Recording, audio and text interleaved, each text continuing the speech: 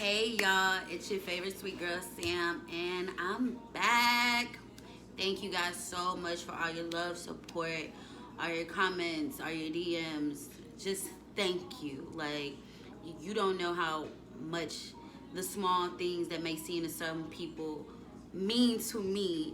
It took a lot for me to say what I said to you guys, and it was received. I didn't care if one person received it. I was okay. I started crying at the comments and the likes and just the whole feedback of it. So thank you. But I'm gonna jump right into this because I'm so excited, you guys. I have so much to share with you, and this one is not necessarily a word, more so a testimony. I gave y'all like a whole lecture about tithing and offering, but I thought I had to go back and tell y'all how I got the confidence and felt I got the affirmation and even the authority to tell you guys what I told you. And so today's segment of Quarantine Corner is basically called How Did I Get Here? And when I say here, I mean here, literally here. Because my journey to here, most people wouldn't have taken to get to this point because it was so hard. And a lot of backlash that I kind of got from the beginning of my journey was, oh, all of a sudden you kind of got holy. Like, oh, when you got back into religion. But if anybody knew me from jump, I gave my life to Christ at 7 years old. My mom didn't make me give my life to Christ. My mama didn't. My daddy, nobody made me give my life to Christ. I remember at 7 years old sitting in Willow Workers Baptist Church, pulling my mom's arm like when it was time for the doors of the church to be open, asking her like, "Can I go up there?"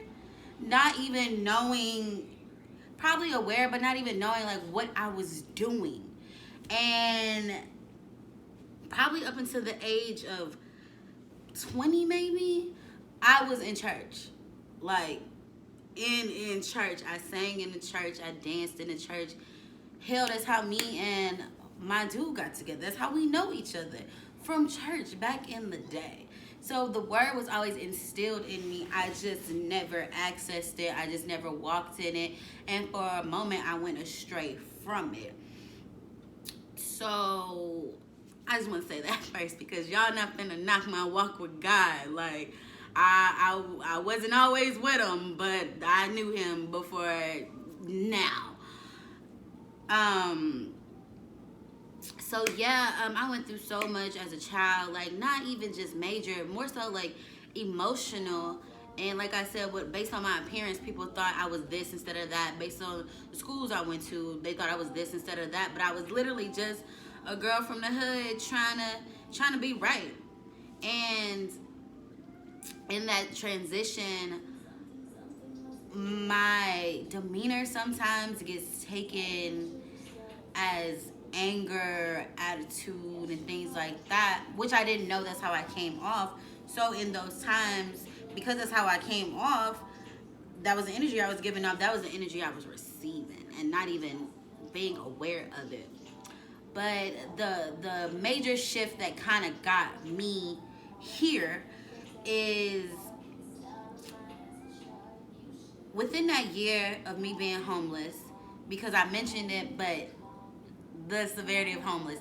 When I say I was homeless, I was couch surfing, I was living in Airbnbs, I was sleeping at my dude's house, simultaneously because we created boundaries. So, you know, that codependent stuff don't work for me. And it was never, oh, you can't stay here. It was more so me saying I gotta go. Like trying to continue to walk into the path that I know God has set before me.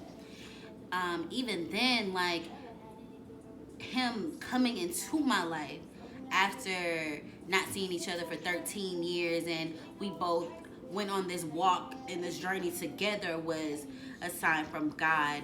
Um, I just stayed in the word, y'all. Like, you can ask anybody that will work with me. I would get in the corner every pay period and pay my tithes and say my conviction and sometimes be reading the word. just because this is literally the only thing that has worked for me, that has stuck with me when nobody and nothing has stuck with me. Um, and it's literally been blessing me. Like, everything ain't perfect, but God been working the entire time I went through what I went through, up until the point when I did get this apartment. A week before I got into the apartment, I got in a car wreck. Like, how convenient. I get in a car wreck, but God was with me in that moment. If you see on my page, I was very transparent about these little kids that came to me and just reassured me that everything was gonna be all right. The record truck man, like, you just alive, like, everything gonna be straight. I don't even know how I was able to continue to pay my tithes, continue to pay this rent, get everything ready for this apartment, and pay $1,500 to get a car fixed. That might not be a lot to y'all, but for me, it was a lot, okay? And I still managed, but I literally just walked with him and talked with him, like, every day. Like, even when I was mad, even when I was didn't want to do this and didn't want to do that and didn't understand what was going on, I did the work. You feel me? And that's the thing. Consistency, people don't understand that consistency is a thing. You have to work at something you really want. And to say I worked at God, like, I knew God knew me, but we weren't in a relationship. He hadn't seen me in a long time. Like, he hadn't seen me in years. And I'll be honest, the thing that deterred me from where I am today was me trying to set my own self up, if you know what that means. Like, in this journey, I've learned if God is at the center, everything works around it. Everything will literally come together for you if you keep God first. And I wasn't not necessarily keeping God first. I was keeping a check first. I was make sure I went to work. And that was the thing. Like, it was not that I was a heathen out here. It was not that I was just doing bad. It was that I was chasing a bag instead of letting God supply it for me. I was relying on a resource instead of relying on the source, if y'all understand what I'm saying. And that hindered me in my life to the point where he'll give it, then he'll take it away. To the point that my first apartment, everybody's seen it, and I was throwing parties and this, that, and the third, but that crumbled real fast.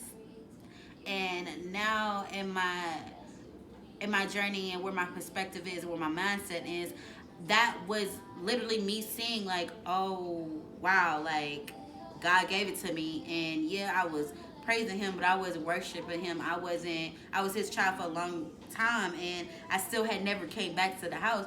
All right, I'm gonna show you better than I could tell you.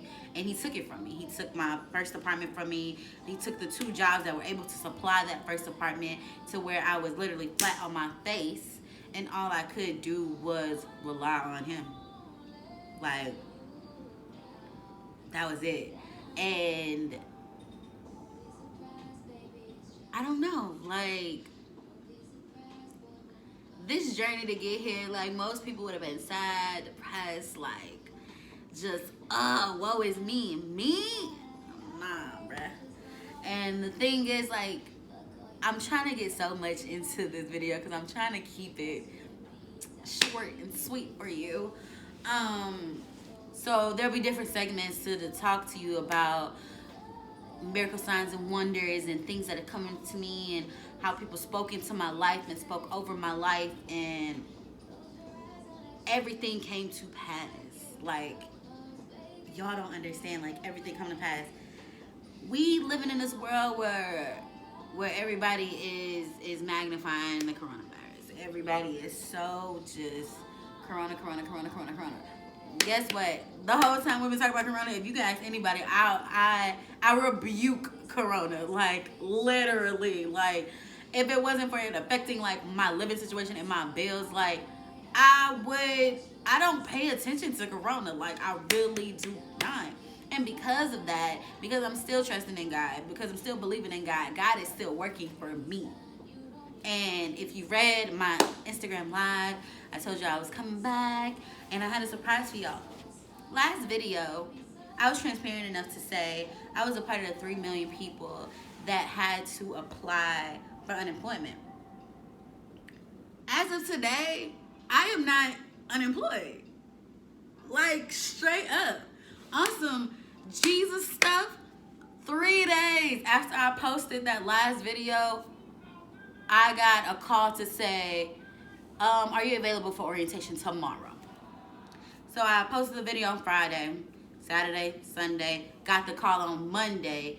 Tuesday, I did my orientation. Today was my first day at work. 7 days after I was able to just really give y'all the good news about what God did for me. And in that moment, he's rewarding me with everything I asked for. To even to the point where this rent, I ain't got to worry about for a little second. And that was a stressor all my life in this season just because of the reality of it all. But if you trust and believe in him, you'll be all right. Like, and that's why I'm so energetic, and that's why I'm so excited. Like God got me here. Nobody else got me here. God got me here. Granted, God has put people in my life to assist along the way. I will not ever just downplay with the people that have helped me in my life and in that transition did for me. But at the same time, they only did it for me because God allowed them to do it for me. So I ain't even practiced this time, y'all. Like, last time I had got it out at least about 3 times. This time I literally got off of work, ran to this phone just to give y'all this testimony, because y'all, we all gotta walk together. We all gotta walk by faith. And trust me, even in every blessing, there is a burden.